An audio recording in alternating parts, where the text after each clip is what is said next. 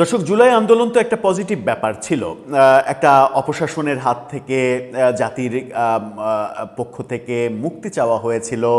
স্বতঃস্ফূর্ত আন্দোলনের ব্যাপার থাকার কথা ছিল কিনা সেটা পরে প্রশ্নবিদ্ধ ব্যাপার হতেই পারে।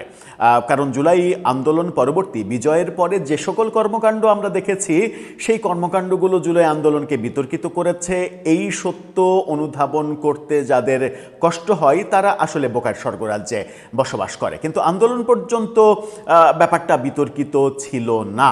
কিন্তু আন্দোলন পরবর্তী নানা ধরনের বয়ান, আমরা পুলিশ না মারলে এটা হতো না, মেট্রো রেলে আগুন না দিলে এত দ্রুত বিজয় হতো না, পুলিশ মারার বৈধতা চাওয়া, মানে এটা বিভিন্ন বিপ্লবীর যে বক্তব্য, এটা আসলে কোটা আন্দোলন ছিল না, 15 বছরের একটা প্ল্যান ছিল শেখ হাসিনা রেজিম চেঞ্জ করা, প্রফেসর ইউনূসের মেটিকুলাস ডিজাইনের তত্ত্ব, তার রিসেট বাটন টিপে মুক্তিযুদ্ধের ইতিহাস মুছে দেওয়ার তত্ত্ব, স্বাধীনতা বিরোধী সাম্প্রদায়িক শক্তির রাজ করার দৃশ্য, এগুলো অনেক প্রশ্ন তৈরি করেছে, অনেক বিতর্কের তৈরি করেছে, জন্ম দিয়েছে।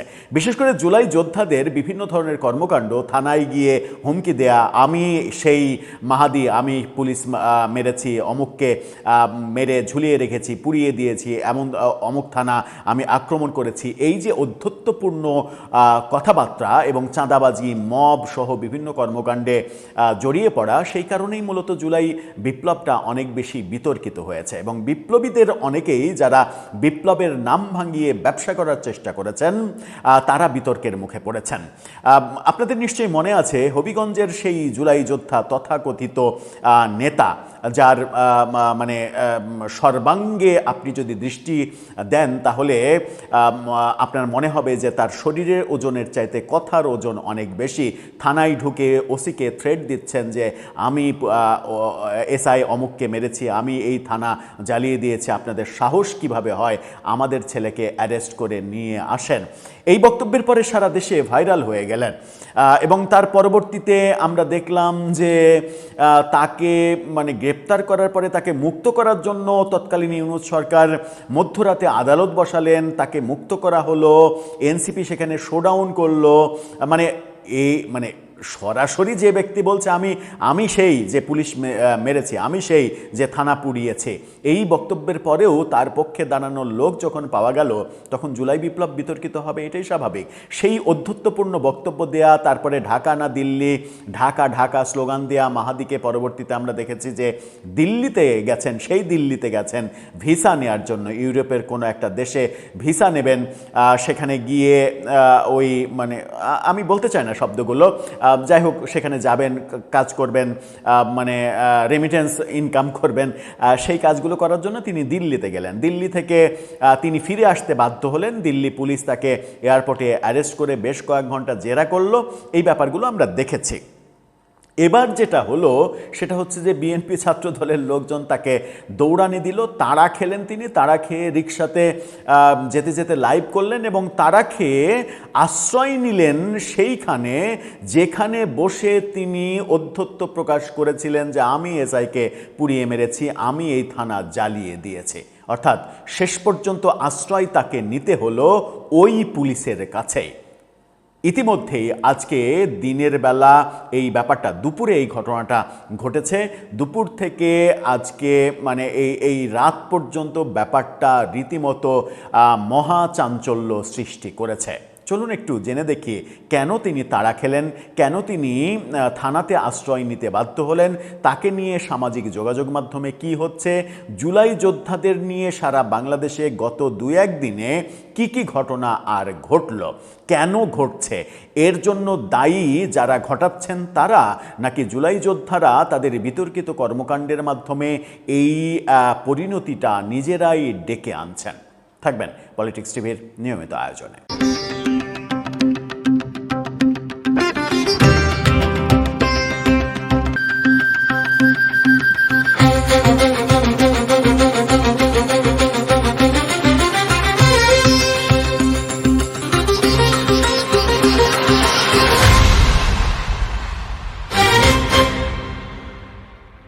দর্শক, বলছিলাম জুলাই যোদ্ধা মাহাদি হাসান তার কথা, মানে যার শরীরের চাইতে কথার ওজন বেশি, একটু আগেই বলছিলাম, তাকে নিয়ে গণমাধ্যমে অলরেডি নিউজে সয়লাভ হয়ে গেছে।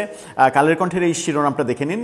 কালের কণ্ঠ বলছে, পুলিশ হত্যা করেছি ঘোষণা দেয়া সেই মাহাদি এবার আশ্রয় নিলেন থানায়। ওই পুলিশের কাছেই তাকে আশ্রয় নিতে বাধ্য হতে হলো। এ ব্যাপারে একটা তিনি ফেসবুকে লাইভ করেছেন, সেই লাইভের স্ক্রিনশটটা দেখে নিন। মানে সেখানে তিনি ক্যাপশনে লিখেছেন, ছাত্রদলের হামলার চেষ্টা। এই পোস্টটা তিনি দুপুর 1টার পরে দিয়েছেন। 1টা থেকে 2টা এর মাঝে এই ঘটনাটা ঘটেছে। তার মানে হচ্ছে যে তিনি একটা পরীক্ষা দিতে গিয়েছিলেন, সম্ভবত ড্রাইভিং পরীক্ষা। সেই পরীক্ষা দিতে যাওয়ার মানে পরীক্ষা শেষে তাকে ধাওয়া করা হয়। রিক্সা নিয়ে, একটা অটো রিক্সা নিয়ে লাইভ করতে করতে তিনি থানায় যান।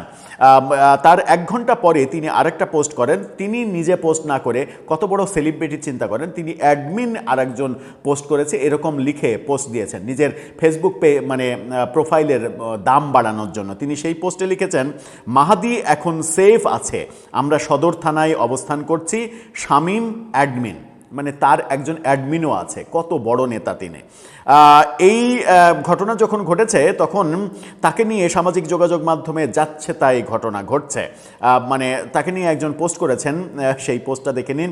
সেখানে তিনি লিখেছেন, লেতাকে সবাই বাঁচান, পুলিশ হত্যাকারী হবিগঞ্জের সমন্বয়ক মাহাদি বাঁচতে এখন থানায় আশ্রয় নেয়। এই যে ঘটনাগুলো, এই ঘটনাগুলো খুব একটা মানে স্বস্তির খবর না। গণমাধ্যম কি বলছে, কি তিনি বলেছেন? গণমাধ্যম বলছে, বানিয়াচং থানা জ্বালিয়েছি, এসআই সন্তোষকে পুড়িয়েছি বলে থানার ওসির সামনে বসে হুমকি দেয়া সেই মাহাদি আমিন মানে এবার নিজেকে বাঁচাতে আশ্রয় নিলেন থানায় পুলিশের কাছে।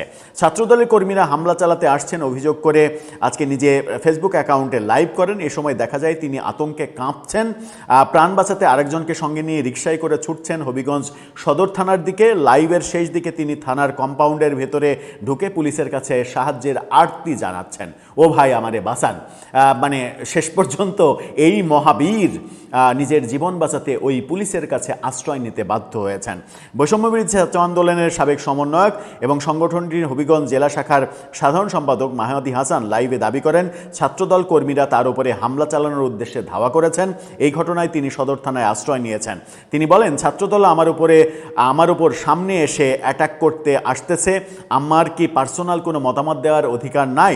ছাত্রদলের লোকজন আমার পেছনে ধাওয়া দিচ্ছে, আমার কি পার্সোনাল অধিকার নেই? তিনি কি এমন পার্সন যে তার পার্সোনাল অধিকারের কথা বারবার বলছেন? এই কথা অনেকে প্রশ্ন করতেও পারে। আমি অবশ্য সেই প্রশ্নটা করতে চাই না, কারণ কোনো পার্সনকেই ছোট করে দেখার কোনো অপশন আদতে নেই। লাইভের শেষে তিনি বলেন, আমি এখন থানাতে আছি, ডিউটি অফিসার সাহেবের রুমে আছি। আমার একটা পরীক্ষা ছিল, ড্রাইভিংয়ের পরীক্ষা। আমি আগেই জানিয়েছিলাম এখানে আমার একটা নিরাপত্তা সংক্রান্ত উদ্বেগ আছে, তারপরও পরীক্ষার জন্য এসেছিলাম, এরকম নানা বক্তব্য তিনি দিয়েছেন। তারপরে সেখান থেকে তাকে ওসির রুমে যেতেও আমরা দেখেছি। এই ঘটনা যখন ঘটেছে তখন আমরা দেখছি যে মানে যশোরের অভয়নগরে আরেকটি ঘটনা ঘটেছে। আরেক জুলাই যোদ্ধা, তিনি প্রচণ্ড মারপিটের শিকার হয়েছেন।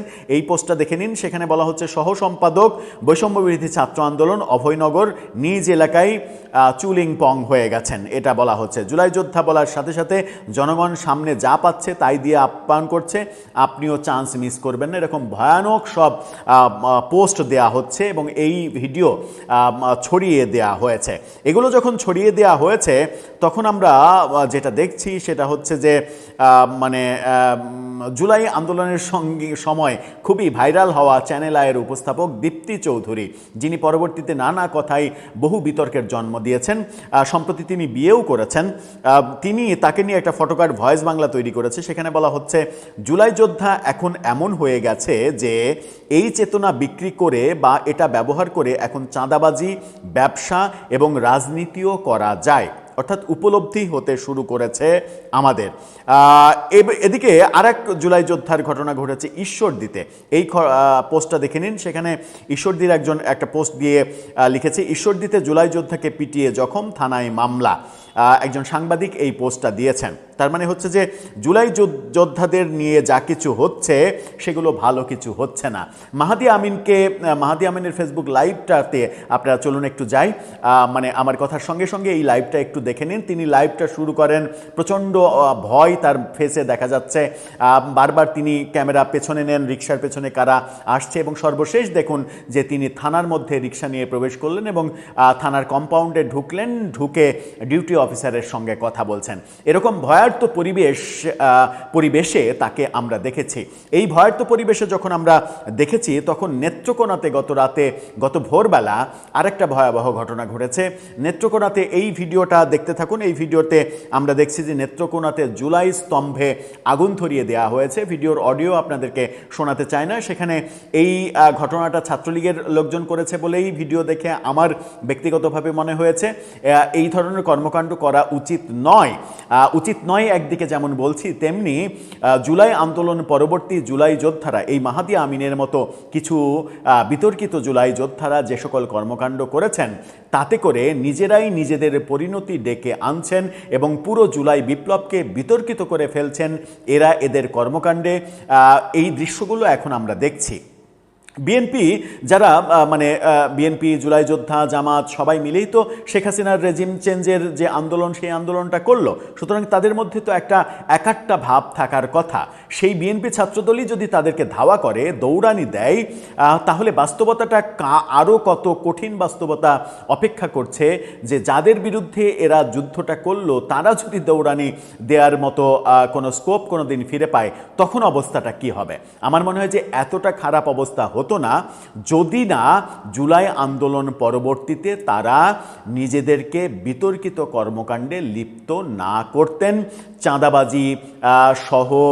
চাঁদাবাজি মব সহ নানা ধরনের কর্মকাণ্ড করে নতুন রাজনৈতিক বন্দোবস্ত দেওয়ার নামে যাচ্ছে তাই পরিস্থিতি তৈরি যদি না করতেন তাহলে জনগণের সমর্থনটা অন্তত তারা পেতে পারতেন এবং সেটা অব্যাহত থাকতো। দর্শক, আপনার মতামত এই ব্যাপারে জানিয়ে লিখতে পারেন আমাদের কমেন্ট বক্সে।